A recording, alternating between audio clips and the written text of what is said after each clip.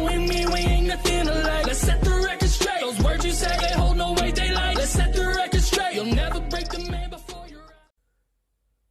Hello everyone and welcome back to another Diecast review. Today we have another early release from Martinsville. That's where I got it from anyway. I believe this is titled the Tarlton and Son. Yeah, Tarlton and Son number 5. So, honestly, this might be one of my favorite paint schemes ever ran for Larson. It's got that type of, like, undercover or, like, laying low type look to it. Junior used to run a few of those way back when. He, like, 2012? 13? No. 11? Maybe 2011. But he would run these ghost type paint schemes, or these like, yeah, I guess I would call it ghost paint schemes, because like it's really dark. It's a dark on dark color, but it looks really good. Now, of course, the number 5 and Tarlton, everything's a little bit lighter, but at the same time, I mean, this thing looks great. Don't remember where it ran, but I know it's a really nice paint scheme. I could see this, imagine this like under the lights at Bristol, or maybe Martinsville, something like that. That would be, even Daytona, something like that would be very, very cool looking. But again, this is a really nice race car. Again, it's got that stealth look to it. Looks very good. So let's get this bad boy out of the box and take a closer look, because hopefully, I know they'll not mess this one up. I don't think they could, because it's a really nice car. It's all black. Shouldn't really have a lot of issues, but it's Lionel, so I guess we'll see. Here's a diecast out of the box. And once again, it is just beautiful. Now, this also reminds me something of like the police officers will do from here and there, you know, time to time. They'll have these paint schemes, or these designs, these decals, these wraps, I guess you could call it, or livery. It's like they go out at night, and they have something very similar to this. I'll see if I can try to get a picture. But it's normally to catch drivers like under the influence, so they look like a normal vehicle, but they still have the decaling as a police officer, but they're not undercover. You know, stuff like that. It's like a really weird, stealthy type look, and it's really nice. It's cool that they do that, and again, it makes for an even better paint scheme. So that's what it really kind of reminds me of. Of course, it's not really, that's what it's not related to, but at the same time, I love how it just looks. Now, I got to give a little bit of props to Hendrick, because you can see here on the quarter panel, they changed. Normally it's red. Metrotech did not do the same thing, sadly, but Hendrick did. They changed their color of the logo from red to that same Tarlton color. Of course, they changed the 5 number and stuff, and even the HendrickCars.com, they went to a dark silver, like a dark gray. But still, so props to, you know, Hendrick for that. It just fits into the car so much better, and, you know, just it looks a lot better. So speaking of, you know, almost said Harvick, what in the world? Speaking of Larson, we got Larson's Coke 600 race win in the 124 scale. We will be reviewing that tomorrow. And then, of course, later on today, we will be reviewing the Alex Bowman Dover win. So we both got those in the diecast haul today. So if you did not see that, go check that out. Link in the description if you want to go see it. Pretty short one. It's only 10 minutes, but we got a lot of goodies in there as well. So make sure you don't miss out. But anyway, on to the diecast review. As I stated earlier, this is a early release, meaning you can only get it at the tracks, maybe on eBay if you, like, I don't know, if some people decide to kind of sell it on there, which I wouldn't really be surprised if they did. Tarlton and Son, incorporated frame to finish right there on the hood. You got Larson right there. Again, I've stated it before and I'll say it again. I don't like how these Chevy bow ties are just white. I wish they were outlined in black at least, or completely black. Either way, it just doesn't really look good on the paint scheme either. Got the number 5 right there. Of course, got Tarlton behind that. Got Larson right there on the rear name banner. HendrickCars.com. Again, they changed their... they didn't change the font, but they did change the color, so mad respect to that. It looks a lot better. Got the yellow spoiler, which kind of makes it pop a little bit more, even though it's supposed to be more of a stealthy type scheme. We got Tarlton right there. Got Valvoline Camaro ZL1 1LE. Got the little camera there. Chevy bow tie, and of course, the rear taillights. Again, just a really nice car all around. HendrickCars.com, oh, they kind of wrinkled that up.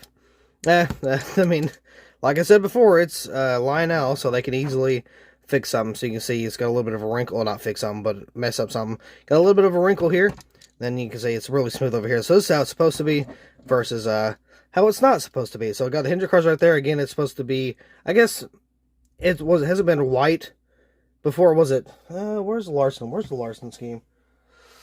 I don't know what to do with it, but either way, I think it's supposed to be white or something like that. Either way, they changed the color, and that's all that matters. Got Tarlton there. Got Valvoline, they did not change the color, which I'm fine with that. Kyle Larson, with the, text, or the same color of the 5 and stuff for the Tarlton sponsor. Let's see, how many wins did he have at this time? So, in the round of 12, he had 1, 2, 3, 4, 6 wins. So, he had 4 more wins to come after this paint scheme was ran. Moving on to the B post we have, let's see, Salto, Cronus, Freightliner, Matt Tool, Simon, Cincinnati there, even though the B post is a little wonky. Got the number 12, or the round of 12 there.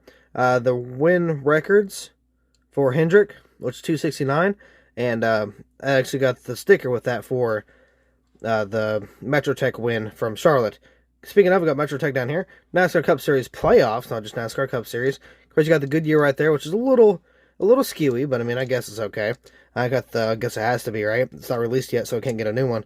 I got Sunoco right there. Of course, on the front end, you got those mean-looking headlights with that black. Looks very nice. Got the number 5. Of course, you got the Hendrick on this side. And, I mean, this side's a whole lot better. A lot better. But, yeah, again, very nice paint scheme. I feel like I can't judge the paint scheme or the diecast based off it being ran in the playoffs.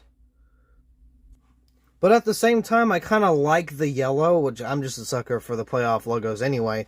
But even though I'm a sucker for the playoff stuff, it complements the Goodyear tires and the Goodyear lettering very well at the same time. So it kind of fits.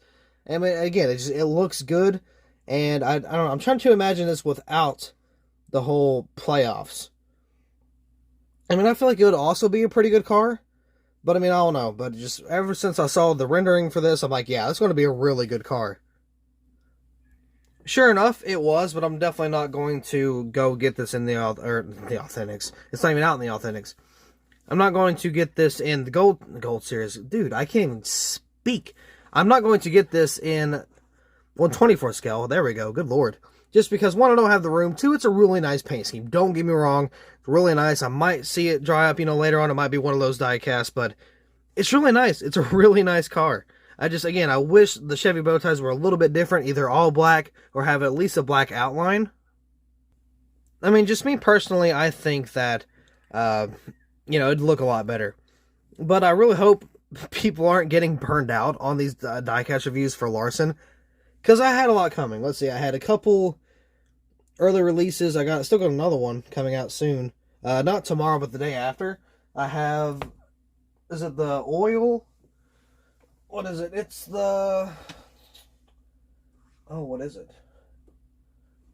Oh, no, I have 2 tomorrow. I have the Valvoline Instant Oil, and then I have the Charlotte win, Coke 600 win in a 124 scale. So I do have a couple Larsons coming out more. I guess that was kind of thing with the Bowman, too. I had a lot of Bowman race wins coming out that I customized. And then we have a Bowman diecast today, later on, that we're going to review. So, sorry, not sorry. These drivers are just getting a lot of cars right now, and I'm making a bunch of customs too. So, kind of my fault, kind of not, but at the same time, oh well, hopefully you guys enjoy it nonetheless. Either way, I rate this diecast itself probably a 9 out of 10. Really do. Now, the paint scheme itself, probably a 9.5. So, if you are debating on getting this one, personally, I think you should. It might be a pretty good idea. This thing might dry up like a bone here very soon. Again, it's not even released, so I have no clue about how it's going to do as of right now. But when it releases, I guess we'll have a little bit of an idea. So with that being said, I do believe that'll be all for the diecast review. So thank you all so much for watching. I hope you all enjoyed, and I'll see you in the next video.